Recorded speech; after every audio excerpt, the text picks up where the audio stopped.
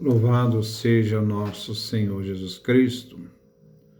Nós vamos dar continuidade à nossa leitura e reflexão dos escritos de São Francisco de Assis. Vamos entrar no outro tema, as admoestações, nosso 22º encontro.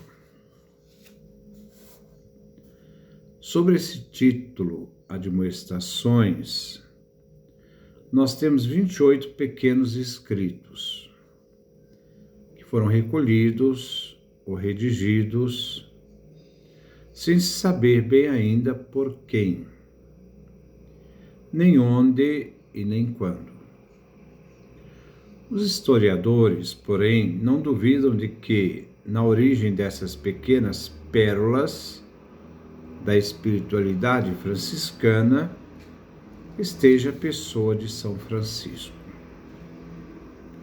Mas como teriam surgido esses pequenos textos?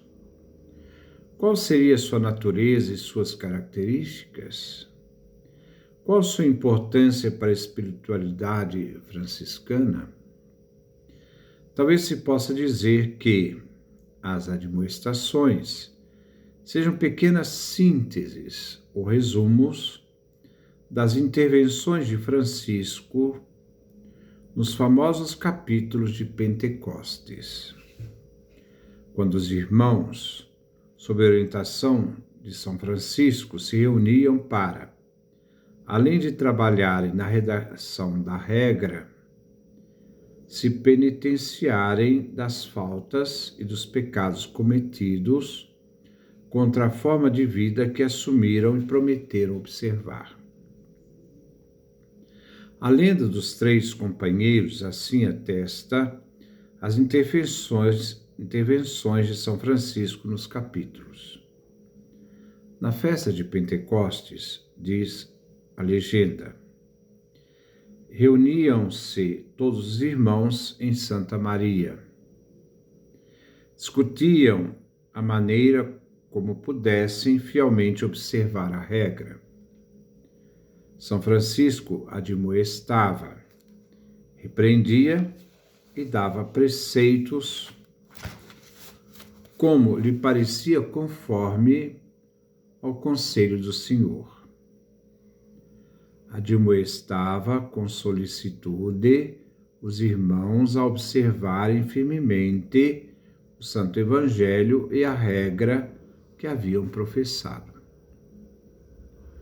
Uma vez que o âmago desta regra e desta vida é o seguimento de nosso Senhor Jesus Cristo, vivendo em obediência, em castidade e na pobreza, sem nada próprio, não é de se estranhar que todos esses textos quase sempre iniciem ou tenham como ponto de partida um dito do Evangelho. Isto é, diz o Senhor. É o começo de quase todas as admoestações. Igualmente, não é de se estranhar que a grande preocupação que perpassa todas elas seja a de que os irmãos mantenham o coração livre de toda e qualquer apropriação, qualquer coisa material, liberto e expropriado de coisas e de si mesmos. Não só ter coisas, mas também ser livre para si mesmo, não ser apegado. De todo tipo de poder ou autoridade, do próprio bem que o Senhor opera e faz por meio de cada um. Autoridade é serviço, autoridade não é poder. Então se deve fazer toda essa experiência, esse exercício espiritual, né, de abster-se deste poder que domina. Então, ter esse coração livre e não ter nenhuma apropriação sobre essa autoridade. Ora, partir da 14ª admoestação, excetuando-se a penúltima, todos iniciam com um bem-aventurado, ou bem-aventurança. No fundo, são como que réplicas das bem-aventuranças evangélicas. Daí o costume de se identificar tais admoestações também com o nome de as bem-aventuranças franciscanas. A natureza e a importância desses opúsculos, essas pequenas obras escritas, podem ser percebidas a partir do significado da própria palavra admoestação. Originalmente, admoestação vem do verbo latino admoneo, que, entre outras coisas, significa fazer pensar, recordar, chamar atenção sobre, advertir, convidar, convocar, animar, fortalecer alguém na busca do seu projeto de vida. Como se trata de uma fala de irmãos para irmãos, isto é, de seguidores para seguidores de Jesus Cristo, as admoestações sempre revelam a tonalidade de uma profunda corresponsabilidade e mútua pertença a uma família religiosa. No caso aqui, o franciscanismo. Na verdade, admoestar ou ser admoestado, como faz São Francisco aos seus irmãos, só é possível porque há entre eles o profundo e claro sentimento de uma comunhão afetiva que brota de uma convocação comum e anterior a todos, vinda do Senhor, que é a base. Por isso todos sentem-se responsáveis por um e mesmo mandato divino, onde ou quando as pessoas não possuem uma tal pertença, ignoram ou se afastam de sua comum afeição originária transcendente. É muito difícil que haja admoestação. Nesses casos, quase sempre, em vez de admoestação, descamba-se para fiscalização ou patrulhamento, cobrança, reclamação e moralização. Portanto, dentro do sentido originário da palavra admoneo, admoestação, devemos dizer que as admoestações são apelos, convites e animações que São Francisco faz e dirige a seus irmãos a partir do profundo toque da inspiração originária e comum a todos. Por isso, as admoestações se revestem sempre uma tonalidade muito fraterna, paternal, forte e insistente. Seu objetivo é ajudar os irmãos a se manterem fiéis à convocação comum da inspiração originária da ordem. Consequentemente, o segredo da leitura das admoestações está na fidelidade à afeição do mistério do encontro e do amor de Deus, do Deus de nosso Senhor Jesus Cristo, do Pai de nosso Senhor Jesus Cristo, com cada um de nós, com as características e as exigências próprias de uma tal fidelidade. Diante de um Deus amor, tão apaixonado por nós, seus filhos, Francisco não cessa de conclamar-nos para que imitemos a Jesus e reconheçamos a bem-aventurança que ele nos mereceu.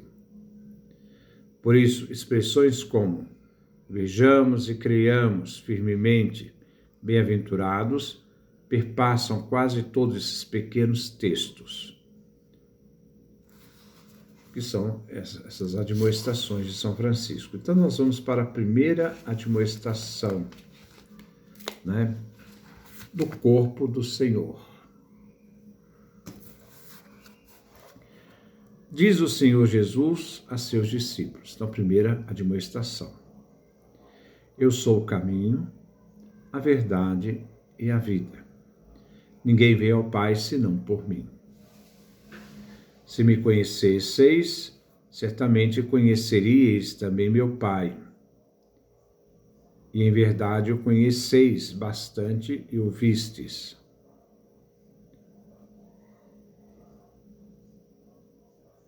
Diz-lhe Filipe: Senhor, mostra-nos o Pai, isto nos basta. Diz-lhe Jesus: há tanto tempo estou convosco e não me conheces?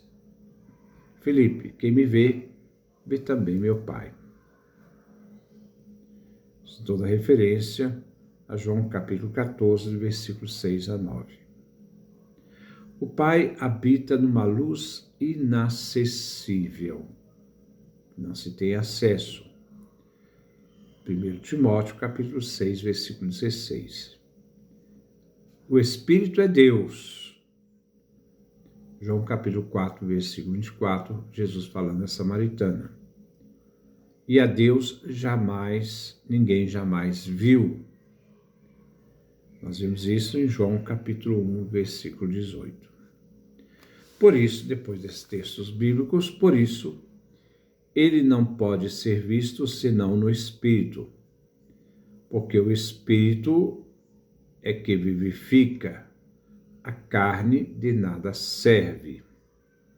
João capítulo 6, versículo 64. E nem o Filho, no que é igual ao Pai, pode ser visto por alguém de forma diferente que o Pai, nem de modo diferente que o Espírito Santo. Por isso, todos quanto viram o Senhor Jesus, segundo a humanidade, e não o viram, e não creram, segundo o Espírito e a divindade, que ele é o verdadeiro Filho de Deus, foram condenados. Assim, do mesmo modo, todos os que veem o sacramento santificado pelas palavras do Senhor sobre o altar, a Eucaristia aqui, através da mão do sacerdote, na forma de pão e vinho, e não veem e não creem, segundo o Espírito e a divindade, que é verdadeiramente o Santíssimo Corpo e Sangue de nosso Senhor Jesus Cristo, são danificados. Segundo o testemunho do próprio Altíssimo, que diz: isto é meu corpo e o meu sangue do Novo Testamento, que será derramado por muitos. Marcos capítulo 14, versículo 22 a 24. Quem come minha carne e bebe meu sangue tem vida eterna. João capítulo 6, versículo 55. Por isso o Espírito do Senhor, que habita nos seus fiéis, é quem recebe o Santíssimo Corpo e Sangue do Senhor. Todos os outros que não têm do mesmo Espírito e presumem recebê-lo, comem e bebem o seu julgamento. No caso, 1 Coríntios, capítulo 11, versículo 29. E assim, ó filhos dos homens, até quando o coração serás pesado? Nós temos aqui o Salmo 4, versículo 3. Por que não reconheceis a verdade e não credes no Filho de Deus? João capítulo 9, versículo 35.